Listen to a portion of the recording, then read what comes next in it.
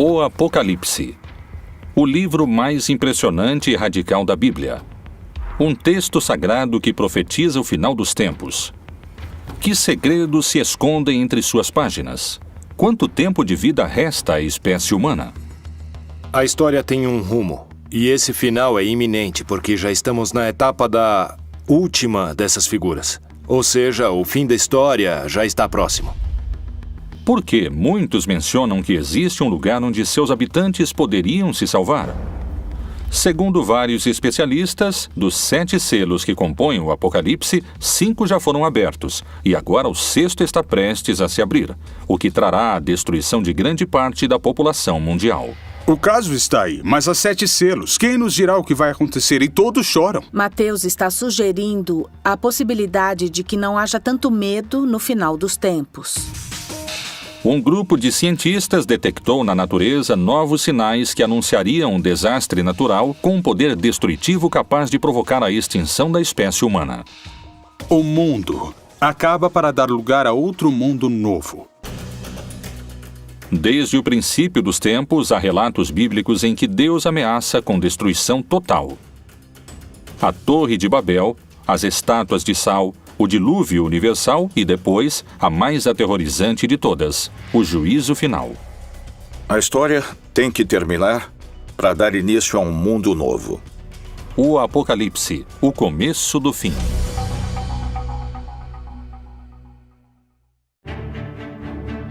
Ao longo da história, a ideia do fim do mundo provocou numerosas teorias. Algumas inspiraram esperança. Outras até provocaram suicídios em massa. Várias reavivaram o histórico enfrentamento entre a fé e a ciência. Mas, de modo geral, todas previram um final que nunca chegou. No entanto, hoje, vários cientistas e estudiosos da Bíblia consideram a possibilidade de que o fim do mundo esteja próximo.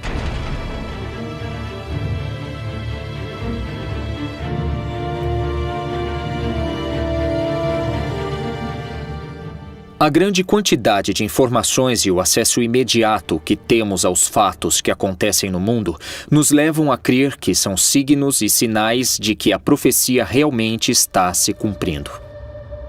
Qual é a informação secreta contida no livro mais impressionante da Bíblia e que acaba de ser revelada? Talvez algumas respostas se encontrem no contexto em que o Apocalipse foi escrito. Palestina, ano 90. Pouco depois da morte de Jesus Cristo, os seguidores de sua mensagem cresciam em número no Império Romano. Mas, nessas terras, a ideia do Messias era sinônimo de rebelião política. O apóstolo João era uma figura-chave para os romanos. Ele descreve um império corrupto, assassino, perseguidor, que se opõe a essa verdade messiânica que eles interpretam. Então, ele vê esse mundo em estado de destruição. O livro do Apocalipse é uma fórmula literária em que, de alguma maneira, aqueles que o escreveram tentaram dar certa esperança às pessoas que estavam sofrendo uma perseguição. O autor do livro do Apocalipse se apresenta como um desterrado na ilha de Patmos e é geralmente identificado como o apóstolo João. O Império Romano concedeu a João um destino mais benévolo que ao resto dos seguidores de Cristo. Ele foi exilado na ilha de Patmos. Lá, ele teve as supostas revelações divinas que plasmou naquele que se tornaria o livro mais controvertido da Bíblia, o Apocalipse. O livro do Apocalipse foi escrito pela Igreja no último momento do Novo Testamento, por volta do ano 100, e significa a revelação. Através de visões proféticas, o livro parece prever a destruição do mundo de maneira progressiva até o retorno de Jesus, que regressará para julgar toda a humanidade e salvar os cristãos. A estrutura do texto é complexa. Contém etapas distintas, marcadas por 7 selos, 7 trombetas e 7 taças.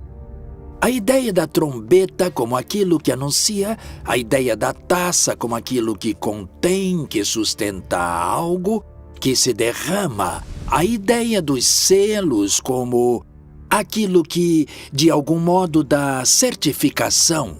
Os selos seriam acontecimentos que se deram de maneira constante ao longo de pelo menos 2000 anos. Existe a postura antiga, que considera que tudo anunciado no Apocalipse já aconteceu, e a postura futurista, que crê que está para acontecer. No entanto, creio que o Apocalipse é uma descrição de tudo que tem sucedido no que poderíamos chamar de período da igreja, ou seja, para os crentes, desde o momento em que Jesus parte até que ele retorne. Tudo isso é o Apocalipse. O fundamental é que existe um valor da história, um julgamento da história, e quem tem o livro nas mãos é precisamente o Senhor Jesus Cristo. É Ele quem pode julgar sobre o que ocorre na história. De diferentes maneiras fala-se de uma destruição paulatina do mundo e do ressurgimento do mundo em torno de um novo céu e de uma nova terra.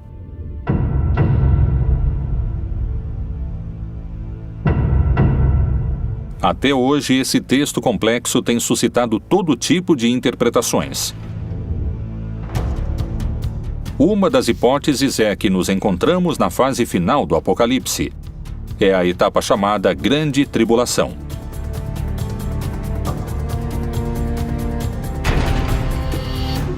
Esse período se caracteriza por um dado central: um personagem que chega depois de aberto o primeiro selo.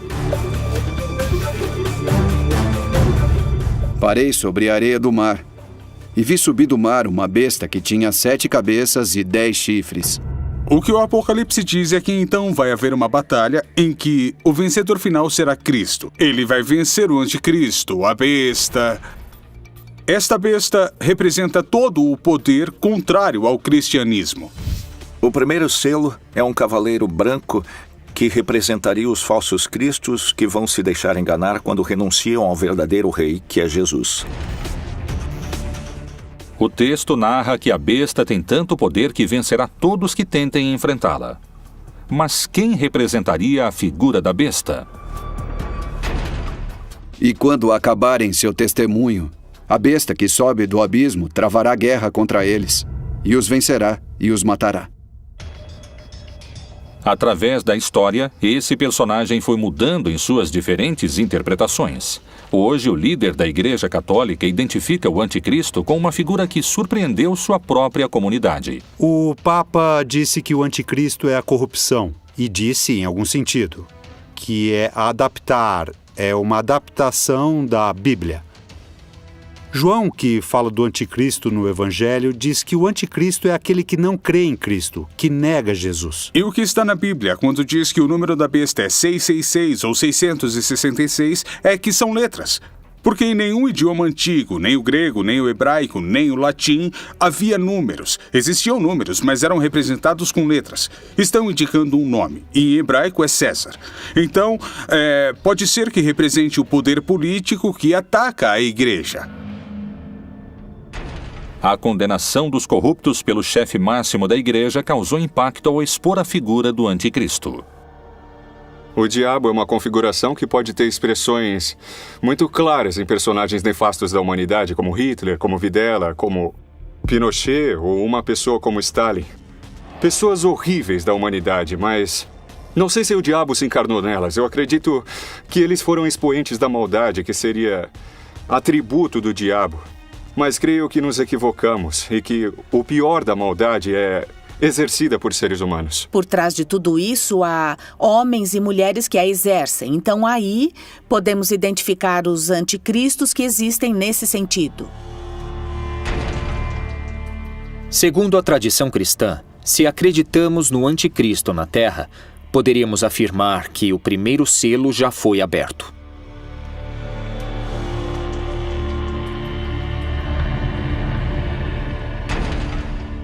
O segundo selo revela um cavalo vermelho, que significa a violência, a guerra, e que precisamente está descrevendo a guerra, a destruição da da comunidade. O cavalo na América Latina, pelo menos no Cone Sul, era muito comum como meio de transporte. No Oriente Médio é muito mais restrito, há muito menos cavalos. Era um símbolo da realeza, de poder, da beleza, muitas vezes ligado também a forças negativas, forças poderosas que têm a ver, às vezes, com o orgulho divino frente à vontade de Deus. O Apocalipse fala de uma realidade permanente. A violência entre os humanos vem desde o Gênesis, desde o capítulo 3, quando Adão e Eva discutem quem foi o culpado. Desde então se instaura a violência. Não há época em que não exista violência entre os humanos, morte e destruição.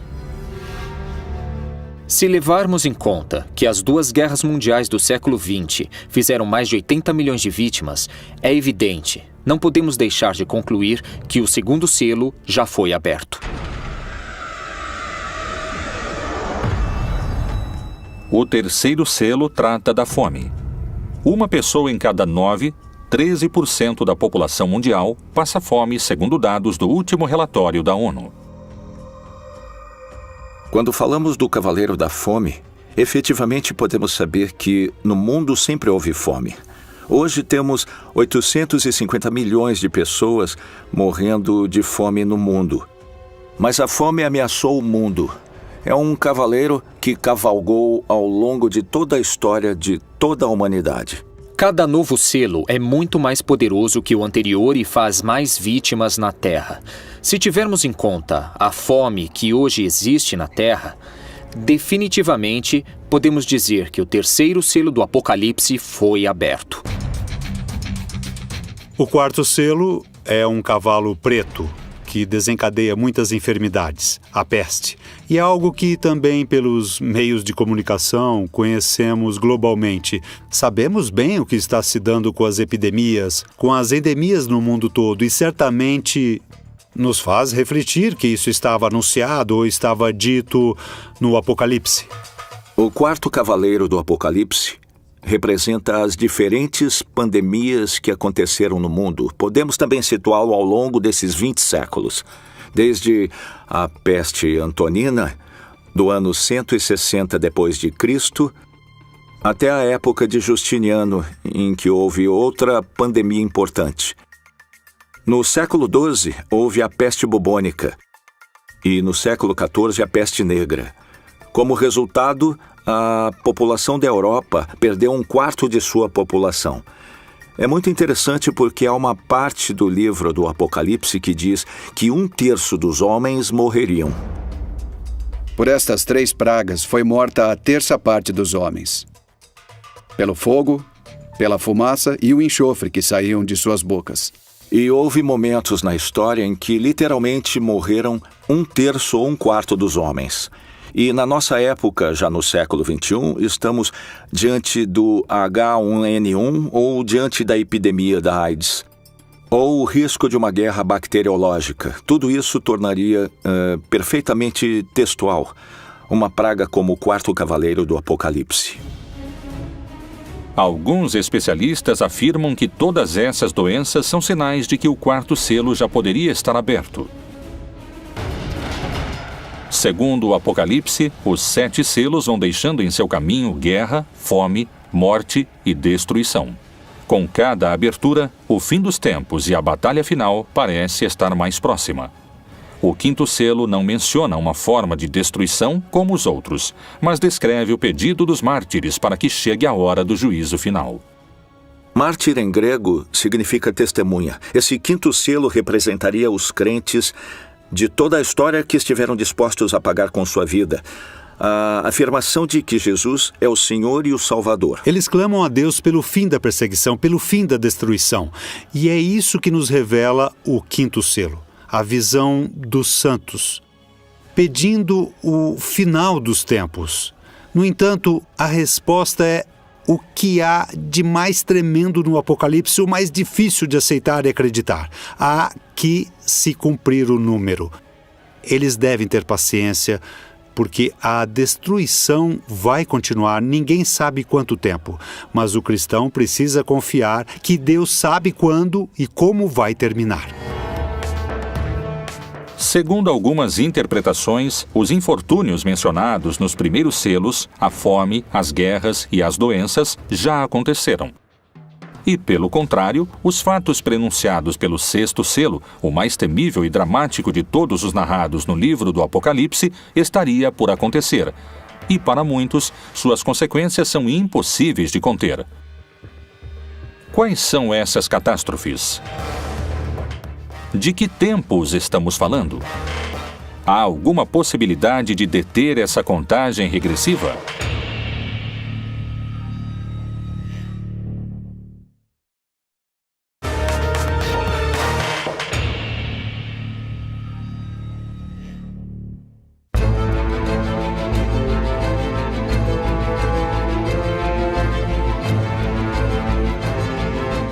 O Apocalipse, o livro mais misterioso da Bíblia. Supõe-se que foi escrito pelo apóstolo João com símbolos e mensagens ocultos para não cair nas mãos dos romanos, que o teriam destruído. Não queriam que a palavra de Jesus e seu movimento contra o império prosperassem. O mistério das 7 estrelas que viste na minha destra e dos 7 castiçais de ouro. As 7 estrelas são os anjos das 7 igrejas, e os 7 castiçais que viste são as 7 igrejas.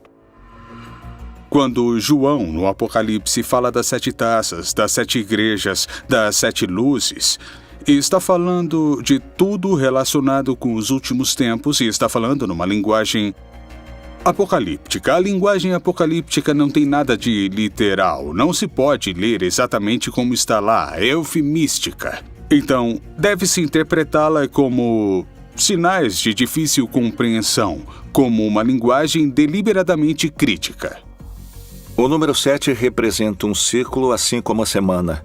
Se falamos das 7 igrejas ou dos 7 anjos, mas também pode ter aspecto negativo se falamos do dragão, que é o diabo com 7 cabeças, ou da grande Babilônia, que está sentada sobre 7 montes.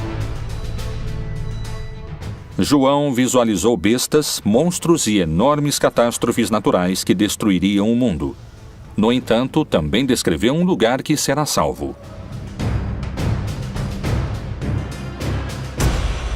E eu, João, vi a santa cidade, a nova Jerusalém, que de Deus descia do céu, adereçada, como uma esposa ataviada para o seu marido. Portanto, a chave para entender o Apocalipse é ver na Nova Jerusalém o novo povo de Deus. Diz que é dourado ou que é de ouro, porque o ouro no Apocalipse representa o caráter de Deus. Os crentes no final estarão tão cheios de amor, uns pelos outros, tão cheios de amor a Deus, que isso é descrito como uma cidade dourada.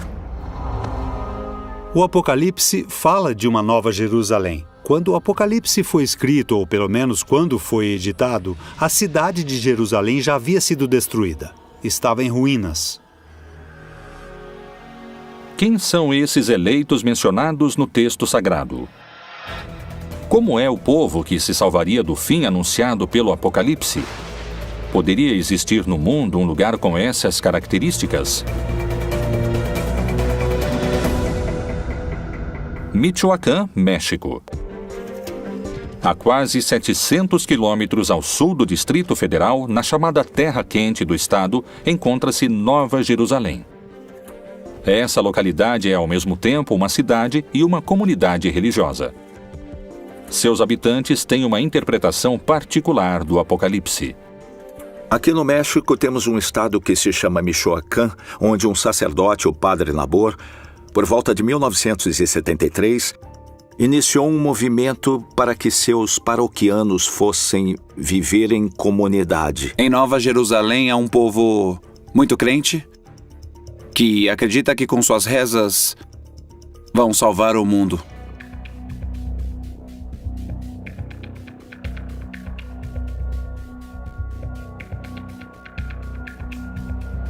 Nessa cidade nos disseram que o mundo vai acabar e que só vão se salvar aqueles que têm fé em Deus e os que rezam, os que se ajoelham e pagam o dízimo, os que se humilham, os que ficam de joelhos diante do tirano, que é o que sempre nos disseram. Como começou essa ideologia que hoje define a vida cotidiana de cerca de 2.500 pessoas?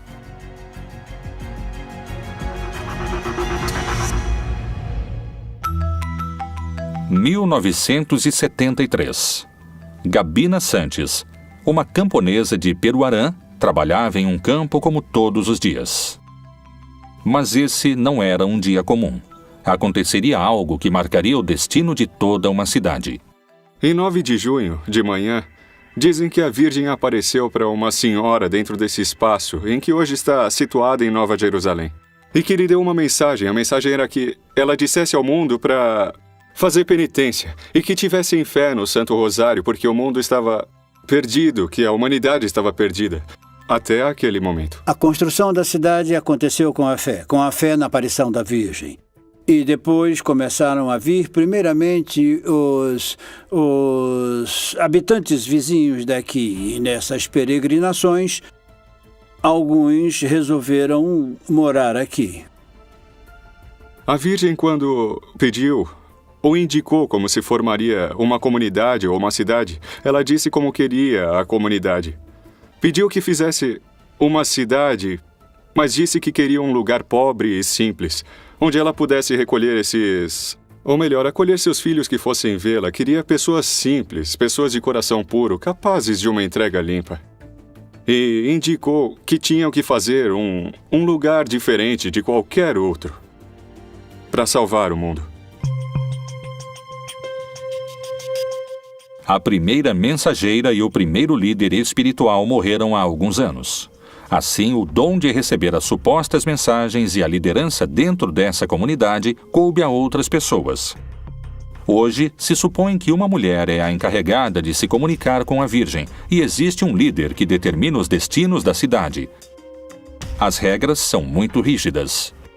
Nós somos fiéis à Virgem do Rosário. Acreditamos nela, acreditamos na sua aparição, acreditamos na maior parte das mensagens que transmitiu do ano de 73 ao ano de 81.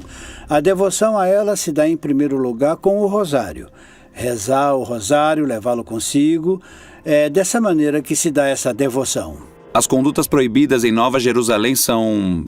basicamente, não usar tecnologia, como telefones celulares, internet, redes sociais. Em termos de roupas, para as mulheres, não usar decotes nem minissaias. E rezar diariamente, 2 vezes por dia, 3 vezes por dia, pagar o dízimo. Tá proibido o namoro, tá proibido a educação laica, tá proibido o futebol. Ou seja, basicamente as crianças não têm nenhum tipo de distração e passam o dia inteiro rezando. Desde os primeiros séculos e na Idade Média houve grupos que trataram de fundar comunidades onde se estabelecesse a Nova Jerusalém. E especialmente quando a América foi descoberta, vários grupos puritanos, incluindo alguns seguidores de Colombo e o próprio Colombo em seu livro de profecias, achavam que haviam chegado a um lugar onde a Nova Jerusalém seria estabelecida. Então a Nova Jerusalém em vários lugares da América Latina representa a Nova Israel, ou seja, os crentes judeus e não judeus do mundo todo, que no final dos tempos serão um conjunto de seres humanos que adquiriram um caráter parecido ao de Deus e, portanto, é representada com ouro como uma cidade resplandecente, porque sua natureza é uma natureza sublime. Poderia a cidade Nova Jerusalém ser o único lugar isento da destruição global do Apocalipse anunciada no 6º selo? Talvez só o tempo tenha a resposta. E quais são os desastres descritos no 6º selo do Apocalipse? Fala de cataclismos e de fenômenos naturais, que também são destrutivos para a comunidade perseguida, mas que refletem de modo mais direto que é Deus quem controla a história, porque é Ele que, nesse caso, desencadeia os fenômenos naturais. Nos 4 primeiros cavaleiros, quem os desencadeia são os inimigos, mas nesse caso é Deus mesmo quem controla a natureza. Em toda a Terra vai haver um grande terremoto que dará origem ao começo desse cataclismo apocalíptico que marcará a diferença entre o fim dessa época, ou éon, e o novo éon, ou a vida eterna. Uma das teorias sobre Nova Jerusalém indicaria que essa comunidade também seria protegida desse último selo. Ela tem características geológicas em seu subterrâneo, onde se juntam placas de cobre, ferro e metais, que tornam a terra mais forte para resistir a um tremor. Possíveis coincidências se ocultam entre os textos do Apocalipse. Será a natureza quem definirá o final dos tempos? Que segredos se escondem entre suas páginas em relação a terremotos e vulcões?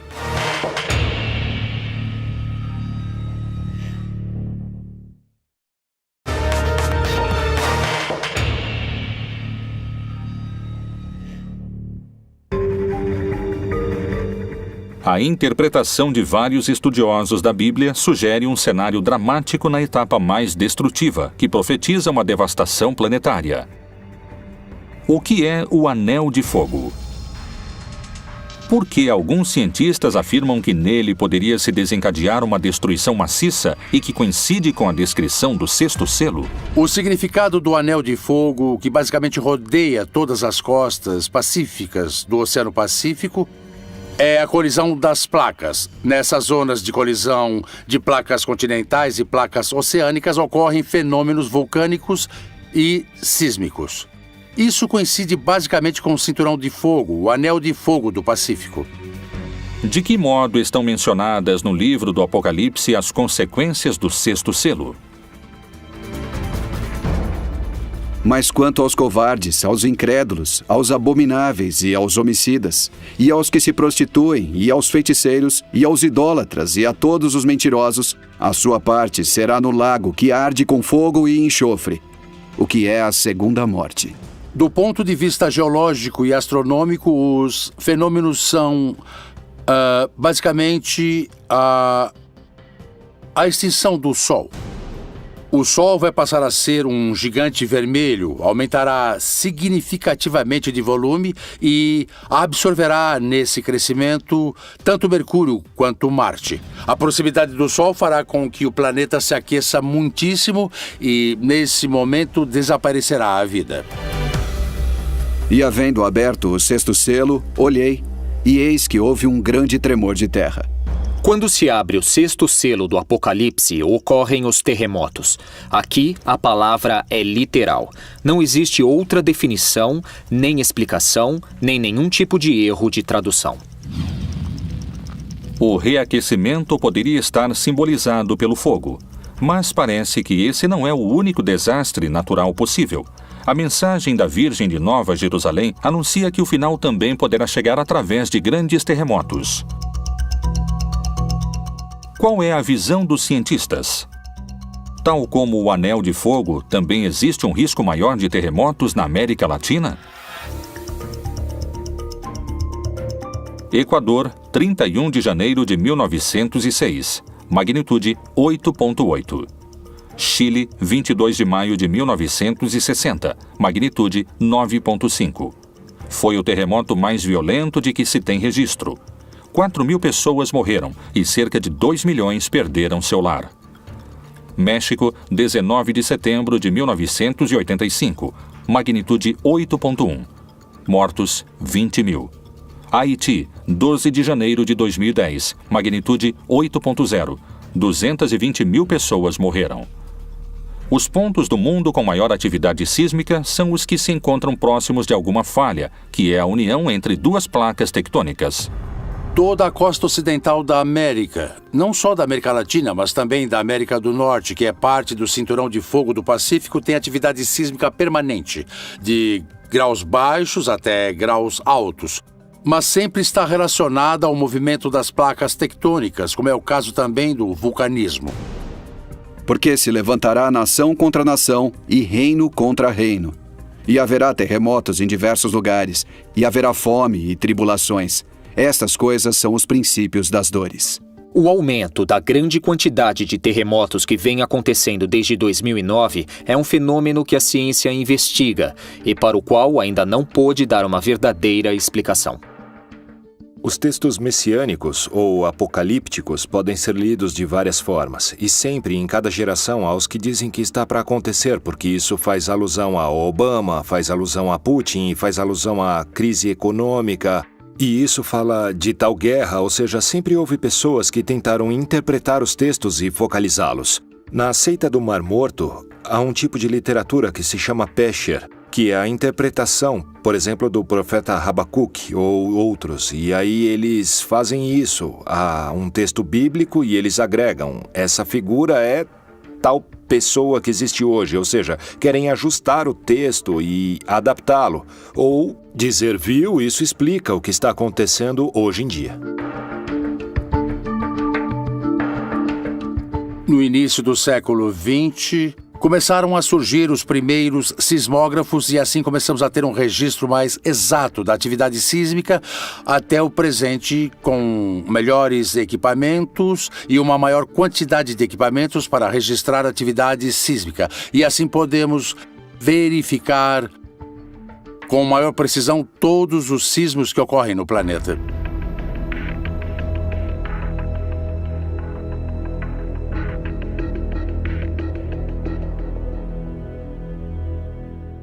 O sexto selo do Apocalipse descreve um grande terremoto e também a ideia de que os céus se revolveram como se formando um rolo.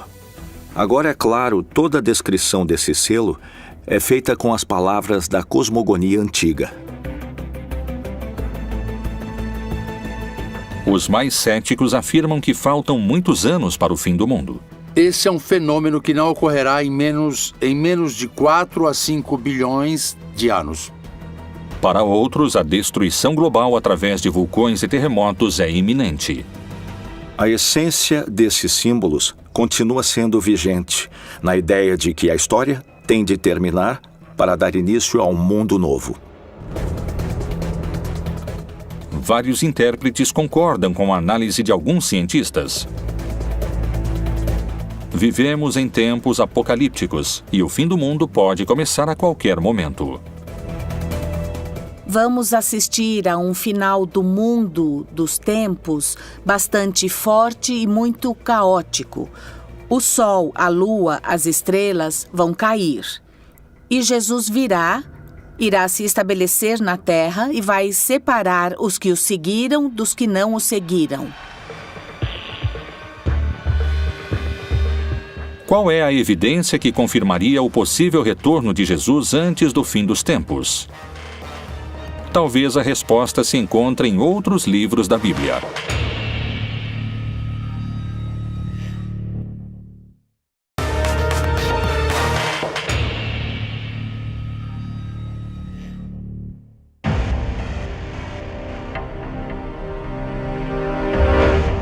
O Apocalipse é o livro mais antigo e controvertido da Bíblia. Tanto no Antigo como no Novo Testamento, vários profetas descreveram como seria o mundo em tempos apocalípticos.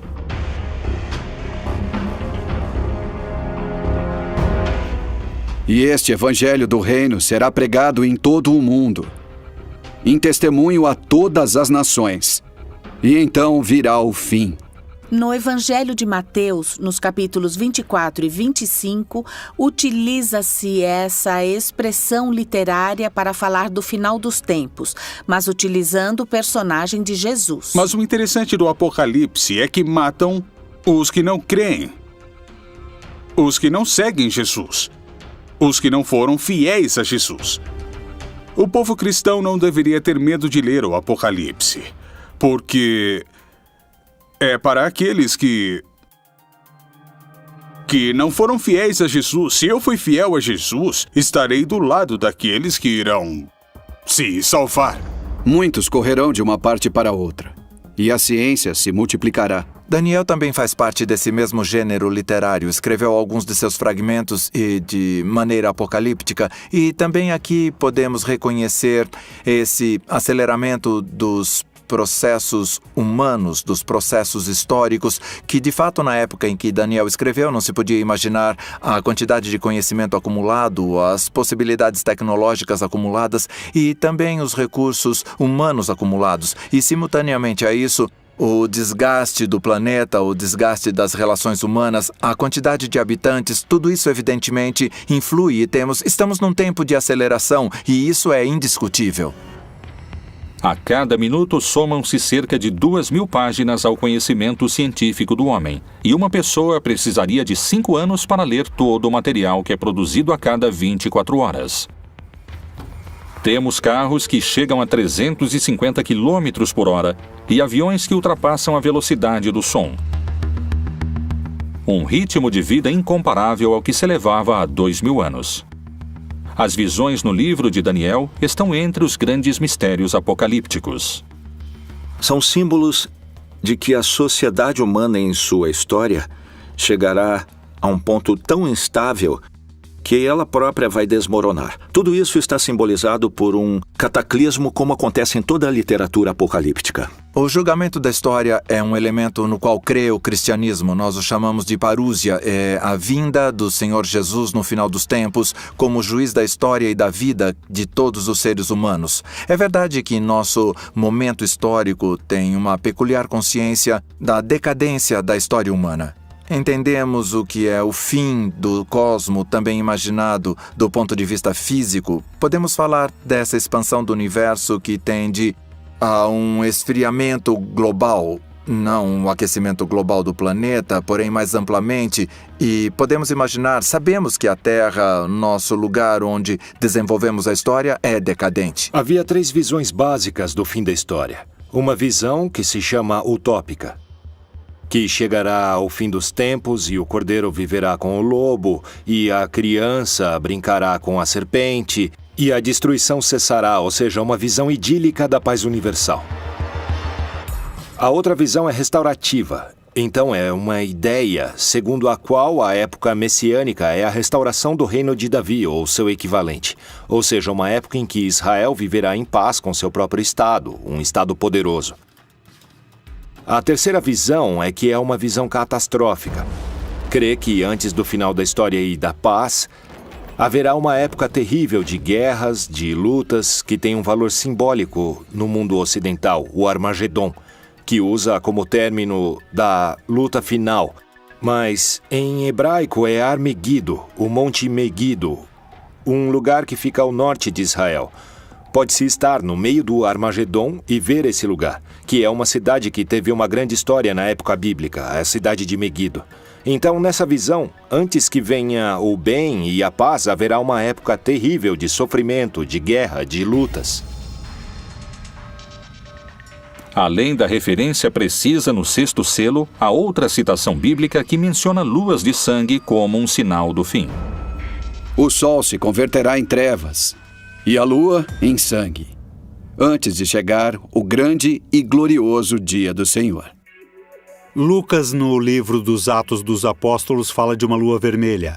No entanto, se refere ao Antigo Testamento, algo que está anunciado no Antigo Testamento. Pois em muitos livros do Antigo Testamento fala-se do fim, sobretudo da vingança de Deus ou do dia de Yahvé, em termos apocalípticos. E esse gênero literário utiliza imagens cósmicas tremendistas. Sem dúvida, cria uma imagem que havia no Antigo Testamento para simbolizar algo catastrófico, uma intervenção de Deus especial. Alguns se baseiam em dados científicos.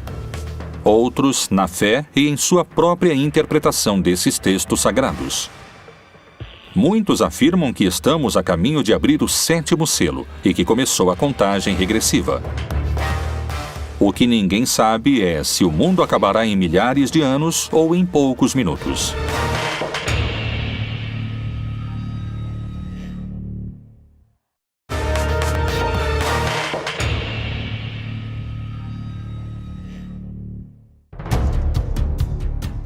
As profecias apocalípticas têm um espaço próprio no livro mais importante da história, a Bíblia. Depois das catástrofes do 6º selo, o texto descreve a abertura do 7º, em que 7 anjos tocarão 7 trombetas e 7 taças serão derramadas. Esse selo anuncia o fim dos tempos e a batalha final. E vi outro grande e admirável sinal no céu. 7 anjos que tinham as 7 últimas pragas, porque nelas é consumada a ira de Deus. Na verdade, o 7º selo supõe o fim da história, o fim das perseguições, o triunfo dos eleitos, a derrota dos malvados, da besta, do dragão, etc. O Apocalipse também mostrou ao longo de todo o texto que quem comanda a história é Deus, que ele inclusive permite aos maus e aos cataclismos atingirem os eleitos. E finalmente o 7º selo revela o triunfo divino, a instauração do reino de Deus no mundo. O dia final será precedido de uma batalha entre um anticristo e Deus ou o bem. O que o texto está dizendo é que há um momento final da história em que o bem vence, e vence de uma maneira definitiva, e que Jesus, que venceu a morte, voltará numa manifestação gloriosa. Isso se chama Parúzia, a segunda vinda de Jesus. É um dia de júbilo, de vitória para aqueles que creem em Jesus. O texto diz que esses horrores vão terminar e que haverá um juízo final no qual serão castigados todos os opressores, ou seja, todos aqueles que nos fazem sofrer e que finalmente serão castigados porque finalmente triunfará a libertação.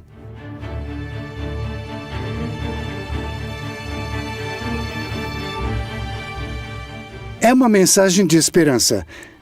Mais tarde, a igreja transmitiu isso como se fosse uma revelação sobre o que vai acontecer depois da morte, que haverá um juízo final sobre todos, ok?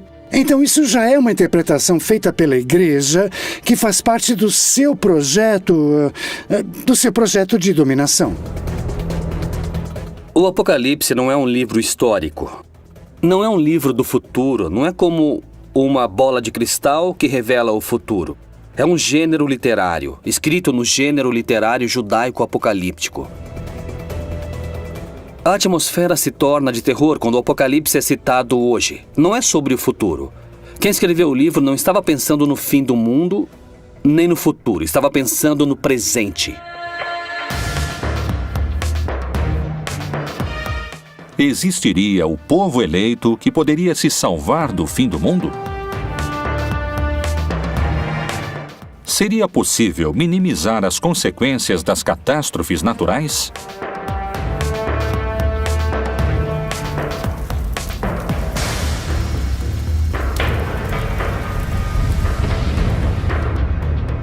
Se as interpretações recentes estiverem corretas, estaríamos em contagem regressiva? Seria preciso um milagre para nos salvar? O Apocalipse seria o melhor roteiro de um filme de ficção ou a advertência de um final anunciado? Só o tempo trará essas respostas.